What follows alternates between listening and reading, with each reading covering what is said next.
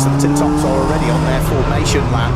Steve Simpson will be starting from pole position with Adam Brown alongside him. Alfie Jones and Sean Ely on row number 2. Kev Smith and Steve Clampett on row number 3 with David Hutchins and David Bellamy on row number 4. Julian Fisher is on row number 5 and he's got Nick Mellor for company. That's about all. We're going to get a chance to guide you through the grid. A couple of non-starters. Gary Barlow out with rocket issues on his car. Such a shame that the R&J Motors and AV Autos car that's also for this weekend backed by A&O Doors is not there. I know he's hugely supportive for all of their help to even get him out here at Brands Hatch, and plenty of guests are here in the hospitality suite. And also Nigel Ainge and Danny Cassar out with a gearbox issue, and the number 64 Peugeot 106 Jonathan Weiss is also out as well. Not sure exactly what the problem was with that car, but let's hope that the guests of Gary Barlow and Danny Cassar can enjoy this Co-Ord Sports Tin Tops race. We're about to get things underway. The yellow Peugeot of Steve Simpson on pole position. Adam Brown alongside. The lights go out as they head up towards Paddock Hill Bend. Steve Simpson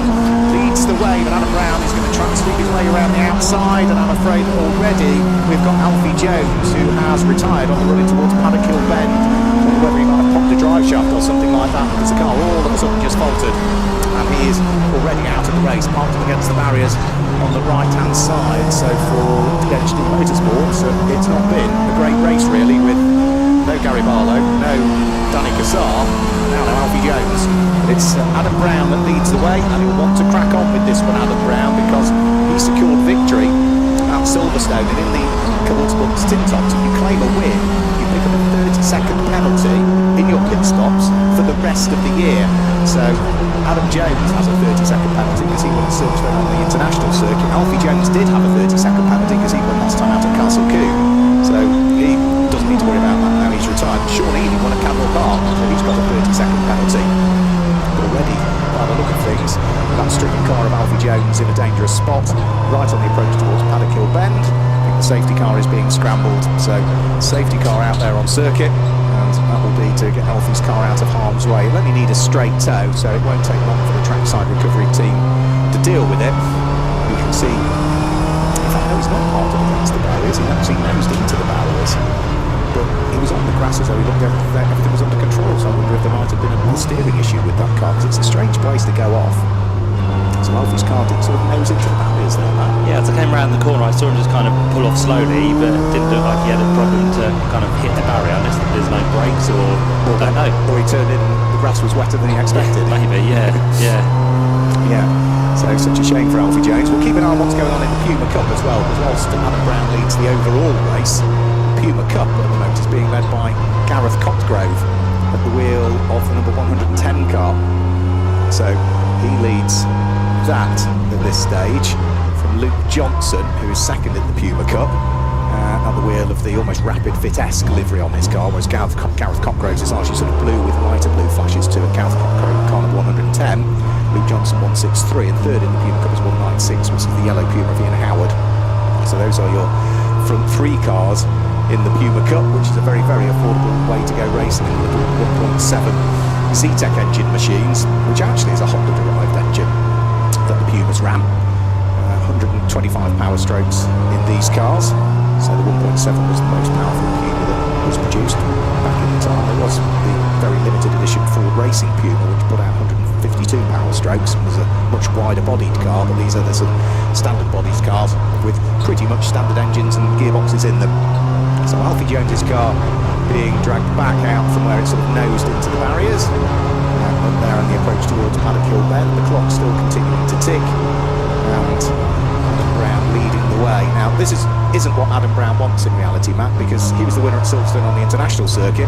He's got a 30-second penalty to spend in the pits, and the car that's third in this race, Sean Ely at the wheel of the Peugeot 205, he's also got a 30-second penalty because he was the winner as well earlier on this year. Yeah, Steve Simpson will be loving it, won't he? Because the man around the drivers have got a 30-second penalty, so if Steve can get through and be there or thereabouts by the time the pit window opens, then he will be in a good position with, as you said, Adam Brown and Sean Ely and also Alfie Jones to serve an extra 30 seconds as well. But of course that won't matter now because that car is being recovered on the run down towards Paddock Hill Bend. So Marshall's got across the track, but I don't think there's really any Marshalls there, so they need to get back now to the outside of Paddock Hill Bend. The other one will walk down to Graham Hill Bend, and that car, the Honda Civic, has just been towed back now, isn't it? So Honda's getting to the place of safety, it will be good, and we'll get the safety car into the pit lane and back underway. But not this time, we're not quite into a place of safety. So one more safety car lap, then we should be good to go, and we won't be far away then from the pit window opening. We won't, no. So some cars might opt to come straight into the pit lane immediately. So trackside recovery have almost got Alfie Jones's car out of harm's way, but it's still slightly onto the circuit at the moment. Should anything happen at the restart of this one, what have we got? There's more spots of rain, I think, coming as well, Mark. I thought it looked clear all of a sudden. So just to add some further spice to the mix, here we go again. Yeah, rain starts to close in. I did originally say around about 4 o'clock it was due to come in, and as soon as I said that, 2 o'clock it started spitting. So I think this was as was originally forecast. Yeah, Mr. Michael Fish here with his weather updates, which are never accurate, just like the real weather. Exactly. So yeah, as Mark said, that's going to be something for the drivers to contend with as the track gets a little bit greasy once again. And of course, they haven't had too much run-in so far, so it does mean that we're going to have to get some tyre temperature back up and make sure that the temperature is there for them to be able to deal with the slipperiness of the circuit. But yeah, it won't be too much longer now until we go green again. We've got the windscreen wipers on from some of the cars now towards the rear of the order. I think, yeah, the car we had off there of Alfie Jones has now been recovered, so we should be good to go at the end of this lap, hopefully. Yeah, safety car in this lap has been confirmed on the timing screen, so the pace has picked up. Adam Brown will want to get straight on with this, and what better way to do that than spread the pack out as the safety car is almost into the pit lane.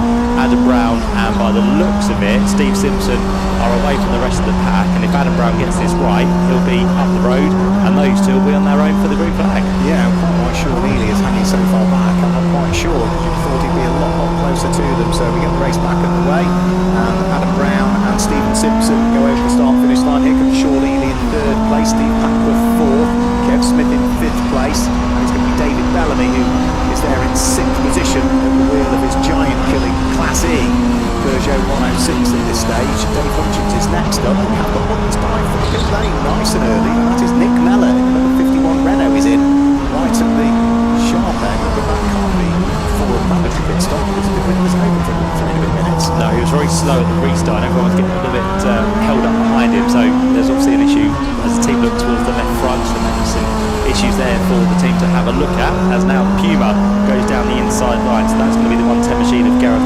Cockgrove, who makes up a place, and he currently finds himself in the lead of the Puma Cup as well, so that puts the car between himself and his nearest rival at the minute, which is the 163 machine, so that's a good little bit of a buffer at this early stage of this 40-minute race. We'll try and pull the gap now on Luke Johnson. Yeah, so that is Catherine Henderson that he's now managed to get between himself and the next car in the Puma Cup, and now unfortunately Luke Johnson has also had another car wiggle its way through and has gone through, so that's now 2 Ford Fiestas between the car that's leading the Puma Cup and the car that's second in the Puma Cup as they come over the start-finish line now. Gareth Cockgrove having gone past Catherine Henderson through the twiddly parts, the extra power of her Ford Fiesta tells, and she is able to squeeze her way back through again once more. Well, the best fight in the Puma Cup at the moment is probably for 2nd, 3rd and 4th, isn't it? Which is going to be the yellow and blue machine of Luke Johnson, followed by then the next car, which is going to be Ian Howard. Ian Howard is coming under attack from the car that sits directly behind, which is going to be the white car with the checkers on the roof, which is going to be next to the Ford Fiestas that's 3rd in the class. Yeah, and all amongst that is going to be Nick Mellor, who's just rejoined from the pit lane as well, a lap down, so that Renault Clio just stays to one side by the looks of it. But yeah, great battle here with the Puma Cup, and also a couple of the Fiestas in the mix as well, so they head their way down towards Surtees and in towards McLaren. Also a good battle on across the line. I think that's for 3rd place, isn't it? Yeah, so Sean Ely now is very much under pressure as trying to go down the inside line is Gary Patworth, so we'll keep an eye on that, which heads its way up towards the right-hander of Druid, and in fact Sean Ely now has lost that place. Yep, Steve Patworth goes through, takes the place away from the Peugeot of Sean Ely. We're side by side for the lead of the Puma Cup over the start-finish line, almost leaning on each other. Gareth Cockgrove desperate to try and hang on to the lead of the Puma Cup, and not quite able to wiggle his way through was Luke Johnson, but Luke might have another little nibble as they head uphill towards the braking area for Druids this time through. Is there a gap? No, Gareth Cockgrove covers it off, so nose to tail for the lead of the Puma Cup, and I think Luke Johnson might have just put the front bumper onto the rear bumper of Gareth Cockgrove there, but actually Luke Johnson was the one that became a little bit unsettled as a result of that. Yeah, definitely a little nudge, wasn't there, in towards Druids there, so as you rightly said, Luke Johnson does lose out. They've also got to deal with Mark Morton here in that Ford Fiesta. dust, and the number 4 machine trying to get a bit of a wriggle on down the Cooper straight, but can't quite get the way through there. But yeah, all these Fiestas now muscled in with the Pumas, so good battle in the class and also overall as well. The other two in there as well is going to be the shared car, number 152 machine, which has been started by Nick Fulljames. That's a third of the Pumas you can see in shot, and across the line in fourth in that class is the 196 machine, Ian Howard. So there are your 4 together. Well, I think Zach Bagwell's gone through and ahead of Ian Howard, hasn't he? Because the silver car now is ahead of the yellow one. So yeah, Zach Bagwell's gone through, and Ian Howard was, I think, he was fastest of the Puma Cup cars for a good chunk of qualifying. He qualified on pole in the Puma Cup. He's now down to 5th in the Puma Cup in race conditions. So the race hasn't quite worked out for him as he would have wished. Adam Brown still leading the way. Best lap of the race, he said a couple of laps ago, was 54 seconds exactly. 54.000 seconds. He leads by 2.5 seconds from Steve Simpson. But remember, our race leader is going to have to stop for an extra 30 seconds in the pits relative to that yellow Peugeot that's now in second place. The pit window is now open. Yeah, and he's gaining the gap over the rest of the field, though, isn't he? 15 seconds clear now of Steve Patworth in third place. That's a good buffer, which he'll be trying to hope that grows over the next 10 or so minutes as the Fiestas and Pumas, almost like their own Ford Championship, isn't it? As they come across the line, down towards Paddock Hill Bend they go, and still at the head of that in the Puma class is the 110 machine of Gareth Cotgrove. He's still got that buffer of the Fiesta between himself and Luke Johnson as it stands, so they turn their way through Paddock Hill Bend. The 177 machine tries to escape all of this now, so Catherine Henderson in the red and black Fiesta, just a couple of cars up the road as it stands, as one of the Pumas unfortunately gets a little bit out of control there. That was Nick Fulljames, wasn't it? Yeah, right across the nose of Ian Howard, who unfortunately had to dive on the brakes to avoid clattering into the side of that Peugeot, and he's sideways again, Nick Fulljames, on the exit of Graham Hill Bend. So just struggling a little bit with rear grip on that car at this stage, and they need to be careful there because they're about to be lapped by Adam Brown, who's trying to squeeze his way on the inside of those Ford Fiestas as well, and just about avoids making contact with any of them. But Adam Brown keen to get on with it because he knows the task in hand is to try and build some sort of advantage to overcome the additional 30 seconds that he'll have to spend into the pits. Into the pit lanes come Alan Wilshire, number 45, the wheel of his red Ford Fiesta. This will be for his mandatory pit stop. We've also got Luke Johnson in and Ian Howard in their respective Ford Pumas in the pit lane to serve their stops. Yeah, so a few of them deciding to take that early, get it out of the way, done and dusted, as again it gets quite tight up there toward the right-hander of Clearways, as they all try and squeeze their way through in their respective battles for the time being. So onto the start-finish line we go once again. This is a bit of lappery for some of the quicker cars then as they head their way down towards Paddock Hill Bend. You've got in there at the minute Sean Ely. He is a bit further back actually. Whereabouts is he on the track? He's just turned his way through Druid. So this is going to be actually for 5th, 6th and 7th place, isn't it? So the leader of those cars is the 420 machine of Kev Smith as he turns his way now down towards Graham Hill Bend, but doing a bit of lappery at the same time. So he's trying to work out who is who in that one. But yeah, he's definitely clearing the 420 machine. I think the other two pretty much got their way through as well. Involved in that is going to be the 98 machine of David Bellamy, and then also you've got the shared car of number 24, which has made its way through now as well, which is started by Danny Harrison, very shortly to be taken over from Michael Wheeler, who we briefly spoke to down there in the pit lane after jumping out of his McLaren 570S. And then we've got another dice going on here between the 44 and 40 machine. That's Matt Churton, who's trying to squeeze his way through here with a bit of traffic of Martin Jordan. Yeah, so wherever you look there are some great little battles going on. We ought to say into the pit lane has come Steve Simpson. So the Peugeot 206 RC that was in second place overall in the race has now dived its way in towards the pit lane. So Dave Hutchinson is in the pit lane as well. We've seen him racing with his son in the CSCC tin tops in the past. We see less of Dave racing in this series now, but it's good to see him out at the wheel of the IT Cycle backed Honda, and he qualified 7th on the grid and will rejoin probably in the mid-teens, I would have thought, by the time he's cycled through his pit stop. Remember, it is 1 minute and 30 seconds. The pits, you cannot be any shorter than that, and he's going to be well and truly the right side of it with 1 minute and 42 his pit stop, so that's a good pit stop. Yeah, 12 seconds over, which is always handy. Would have been probably ideal, a little bit closer to 1 minute 30, but that's good news for that team as it heads back out. Adam Brown continues then to lead, 19 seconds now clear of the number 14 machine, so Steve Papworth is the man now up into second place, whilst Steve Simpson finds himself in the pits. The Peugeot now does head back out, so Steve Simpson is done, and hopefully for him that was good. Yeah, 1:34, so 4 seconds over, but that is a green tick from us. Blair Roebuck at the wheel of the recycled racing black and yellow Honda, having a good little squabble. He's managed to get through and past Danny Harrison on the previous lap. Now the next car he's trying to attack is going to be David Bellamy, which will put Blair Roebuck up into 5th position if he can squeeze through and ahead of the Peugeot. He's trying it as hard as he possibly can, but the danger is he might leave the door open for Danny Harrison to re-attack at the wheel of the Ford Fiesta.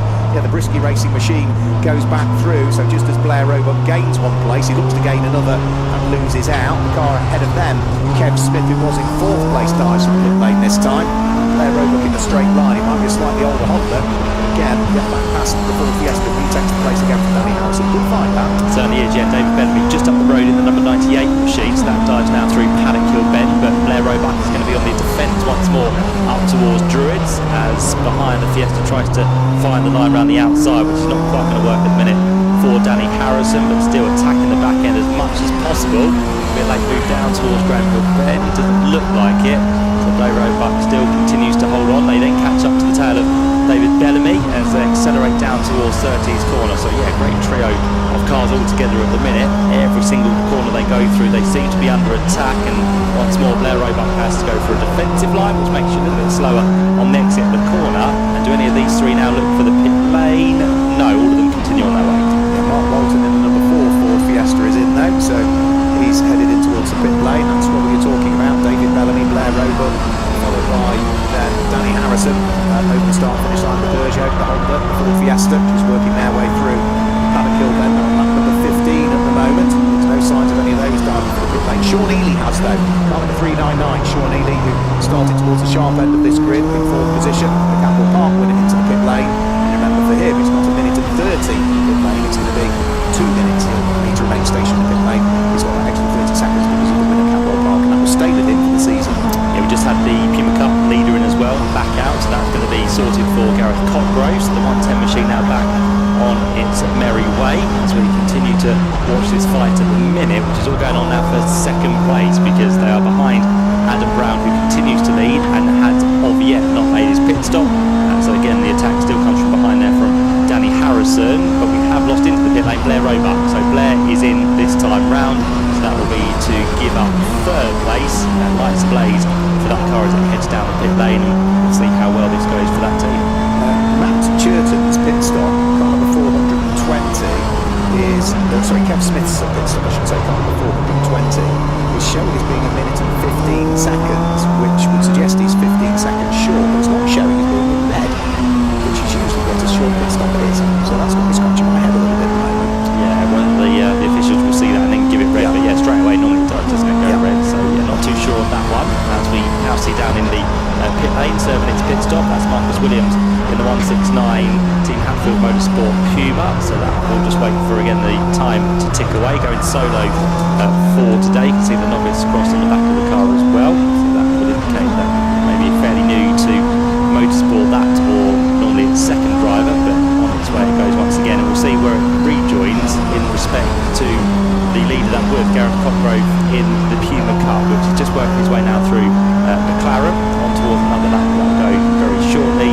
We're still waiting though for Adam Brown to leave the track. He's got 7 minutes or so before he needs to make his pit stop. He's very happy being out there, putting in some good lap times. That time through is 55.7, so just losing a little bit now in the traffic.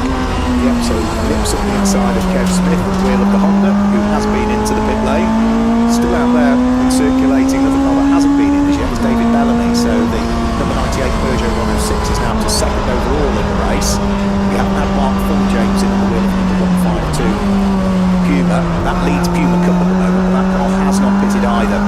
He's running in 4th position. I think he may well move up to 3rd at the time of this next lap, because Danny Harrison has come in with number 24 Ford Fiesta to hand it over to Michael Wheeler for part 2 of the race. And then the only other car that hasn't pitted as yet is number 99, I think, which is going to be the Josh and Ben Scott Renault Clio. But from that, everybody else is now cycled through their pit stops. In fact, David Bellamy does come in on this lap, so the Peugeot is in the pit lane, which leaves us only 3 cars to pit, one of which is Adam Brown, the race leader, who goes over the start-finish line now onto lap number 19. Yeah, just a few then to serve their pit stops within this race, as a couple of them now leave the pit lane, including the 24 machine of what's going to be Michael Wheeler behind the wheels. So let's see how he's adapted from McLaren to Ford Fiesta as he gets himself back into this race, and we'll see if that can be a battle which continues inside the top 5. It'd be nice to see Michael Wheeler once again back up there after a back-to-back race here at Brands Hatch. Still waiting for the rejoining David Bellamy to head back out, which he'll do in due course. And then, as Mark said, 3 more cars still to serve that pit stop, including Adam Brown, who continues to lead this race by a massive margin, but of course we still need to see him in for what's going to be 2 minutes, the 90 seconds mandatory, and the 30 seconds for his win earlier on in the season as well. As that all happens, up now into second place has gone Steve Simpson. So the man who started on pole position with his pit stop serve has now made his way back through, and now is going to be the time to see what happens, because finally Adam Brown is into the pits. Yep, so Adam Brown dives to the pit lane. He was a lap and a bit ahead of Steve Simpson, but he really needs to be 2 laps ahead to keep on to the lead of this race. All to say, we've also had Dave Hutchins retire. I think I saw his car retire down onto the inside of Alickill Bend, where the old rallycross track used to be. So I think that's one car that's now disappearing down through the order. It certainly looked like his car, and he is 10 places down from where he was on the previous lap, making that 11. Yes, so I think it was his car that had retired.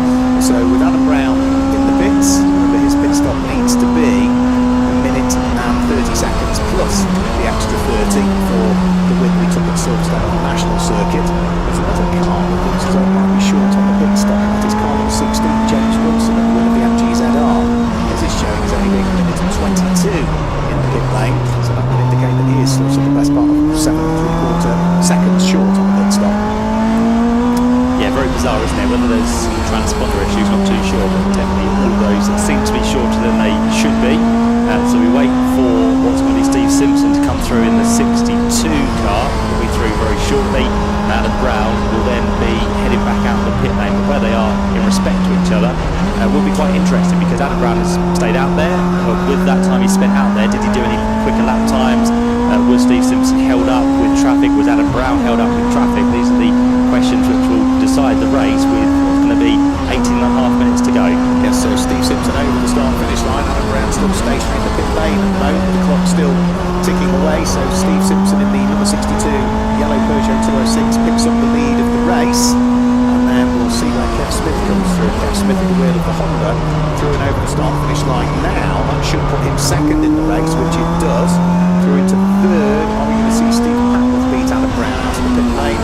Not sure we are, because Adam Brown is allowed to leave the pit lane now, as the number 14 Honda of Steve Patworth comes over the start-finish line. So Adam Brown out onto the track in third place, but still trying to get up to speed. Steve Patworth is just going to be behind him as they head out to Alickill Bend. So Adam Brown third in the race, following his pit stop with that extra time penalty for the win at Silverstone on the international circuit. Yeah, just wondered if there was a slight issue with the car for Adam Brown, because the team were pushing him away and it was kind of jolting, so whether a clutch issue or something with the starter. But yeah, Adam Brown definitely needed some help to get back into the action, but he has rejoined, and his time was absolutely fine, wasn't it? Yeah, well over 2 minutes. 7 seconds longer than he needed to. Yeah, so yeah, he's maybe given that away, hasn't he? And now he's got to do the chasing to try and get past those 2 cars. We've got a car which is off the gravel actually at Alickill Bend as well at the top of it. Yeah, and yes, can't quite tell who that might be.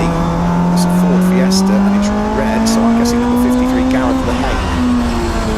Well, you're good at this, Mark, aren't you? Absolutely great. Right, so Brandon knows Brands Hatch well, does Gareth, so he's just stopped before the barriers, hasn't he? I'm sure he didn't want to know that part of Brands Hatch too well, though, did he? But, less familiar with that part. Yeah, it's quite deep up there as well, so he's really buried the right front, unfortunately. So that does mean we go safety car. So all pit stops completed, which is good. So we don't have kind of any insufficient people in wrong places. Good news for Adam Brown, because it was 28 seconds behind the leader. That now effectively will be eradicated. It will, but it depends where he is relative to the race leader. As the safety car managed to grab the race leader, it's waiting down at the exit of the back entrance to the Grand Prix. Let's pick up the race leader. The race leader is the number 62 Peugeot. Is there going to be a sufficient gap for him to squeeze his way out onto track?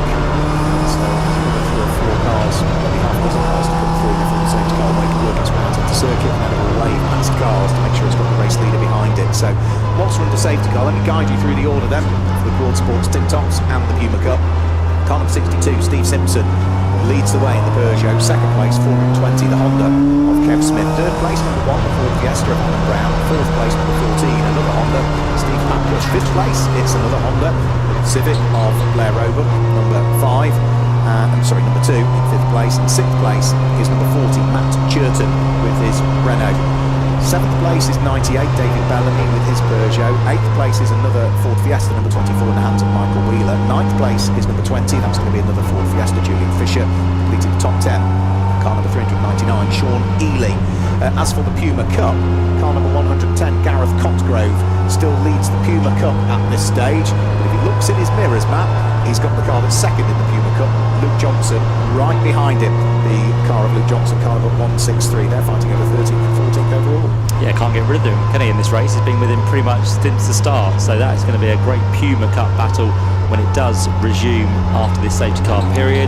Pit window is almost closed, so to be fair, if you could have just risked it a little bit longer, they might have just benefited from that, with the pit window only now just closing. So yeah, through goes Steve Simpson, now being collected by the safety car. There's 5 cars between him and the second place machine of what's going to be Kev Smith, and then behind that there's another 4 cars between him and Adam Brown. You say second place Kev Smith, yeah, but second place on the road Kev Smith. I remember you saying his pit stop looked as though it was short. It was rather than 1 minute and 30 seconds, it was 1 minute and 15. Well, he has now got a 44.916 second penalty, so that's the amount he was short plus 30 seconds, which means that surely also the other car that was a little bit short on pit stop may also have some additional time that it needs to serve. I can't recall what the other car was that I said was short on pit stop time. About 110, wasn't it, I think? It was car number 16, wasn't it? That was the other one that was short on pit stop time, and that must mean that surely at some point James Wilson will be getting a penalty as well of about 37 seconds or something like that. Yeah, we've just got the red mark actually next to his name now, so there we go. There we go. So eagle-eyed Mark there, spotting the drivers with less time spent in the pits they should have done, and of course the officials would have seen all of that data on that screen anyway, so they've got round to it, they've seen what's happened, and of course they'll then usher these penalties out. So there's plenty of people to spot that down in pit lane, and of course the transponder never lies either. No, it doesn't. No, I said 37 seconds. I'll correct myself. 37.687 seconds is his pit stop. Is his additional time that will be added to his race time.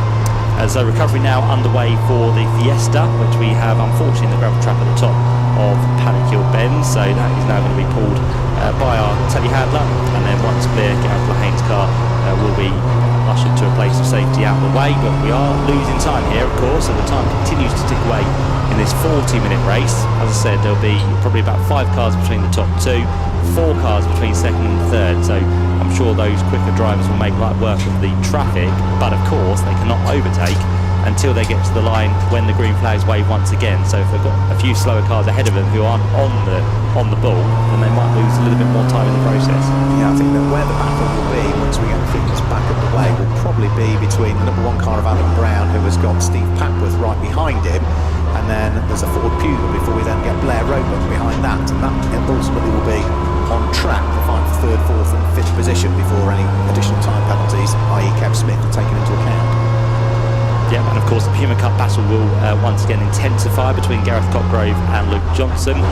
With them, within the space of 0.6 of a second, is also Catherine Henderson. So she's been there or thereabouts with those 2 Pumas for most of the race as well. So keep an eye on what she can do to try and get herself up from 15th place where she currently runs in the order at the minute. So yeah, lots to look out for. The one that lost out a little bit further as well, as we said, with the 30 seconds to be applied, was Sean Ely. So it'll be interesting to see what he can do, as he currently sits in 10th position, but unfortunately he has now fallen a lap down, so as high as he's going to go, I think we'll be just up to 9th place.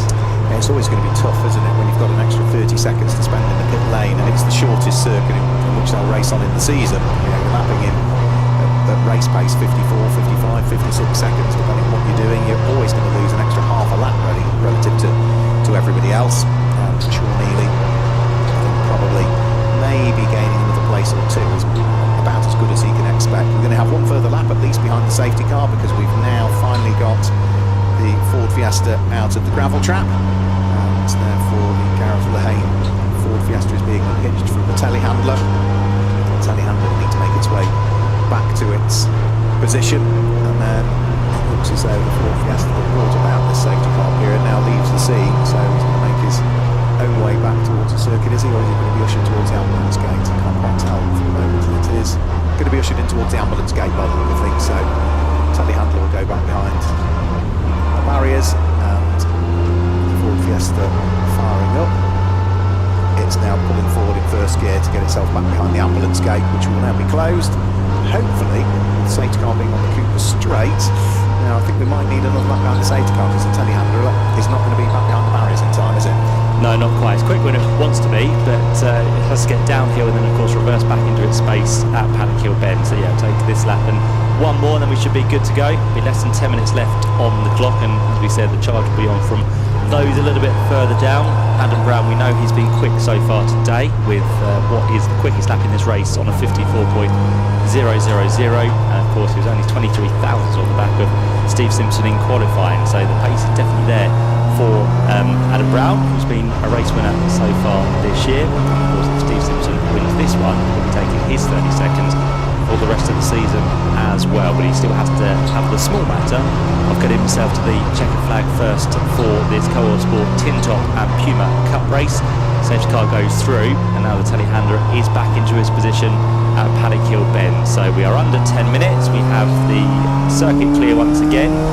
Some darker skies also on the way, so there's actually a rinse rain before the conclusion of this race, because in the next 8 minutes it will be 4 o'clock and Mark predicted rain at 4, so it could be well on the way before the end of this race. I didn't predict rain at 4. BBC Weather predicted rain at 4. What's it saying now? 44% chance of rain at 4 o'clock, 5 o'clock, 83% chance of rain. So yeah, it's on its way, isn't it? And then have a look at that, we're then pretty much up to 80% for the rest of the evening. Yeah, right until about 11 o'clock tonight. So I think we're going to get some rain, absolutely for sure. So we're about to get the race back underway. We saw last time out Adam Brown and Steve Simpson get a jump on everybody and pull away. Sean Healy sort of lacking back a little bit in third place. This time looks as though Steve Simpson is trying to back the pack up, which is a sensible thing to do, because now when he goes through, which he's doing, nobody else can overtake until the start finish line. So Adam Brown, he knows he's quicker than the cars ahead, but he can't overtake any of them until he reaches the control line. So through all the way over the start finish line, Stephen Simpson leading the way. Kev Smith is there in second place, but remember, he's got a huge time penalty over him, and did he just have his nose ahead of the cars that came over the start finish line? Now I think he might have.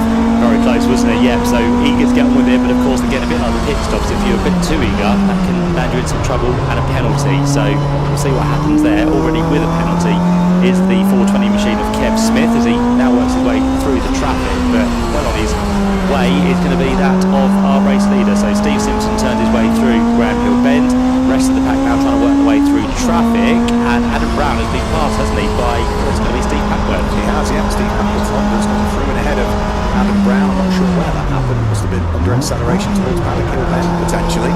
Let's hope he didn't overtake him before the control line, otherwise he will end up with some sort of penalty heading in his general direction. But I didn't see it. I can't really be 100% sure where that occurred. The lead of the Puma Cup still continues, and we've got a spin right in the middle of the circuit with cars having to split to drivers left and drivers right, and eventually Matt Churton bumps into the back of the number 16 Rover, which is stranded in the middle of the circuit with a broken radiator to do with getting going. That was all because one car spun sideways, Alan Wiltshire, in the middle of the track, and got stranded there. But I think the Rover is just going to get fired up and get going. That was the unfortunate James Wilson. He didn't do anything wrong, but he sort of clattered into the side of the stricken Ford Fiesta and got bumped in the rear by Matt Churton's car, but they've all left the scene.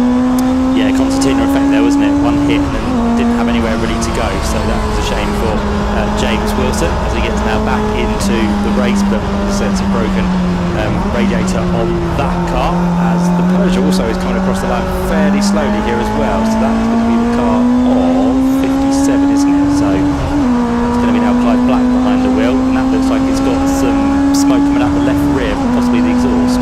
Yes, could be all worth pulling that car off the circuit as soon as possible, otherwise what is going to be a repair bill will become a very expensive repair bill. Adam Brown has got himself back ahead of Steve Packworth on that lap, so number one car, Adam Brown, back up into third position, Steve Packworth back down into fourth. The leader of the Puma Cup is Gareth Cotgrove, who has pulled well and truly away from the John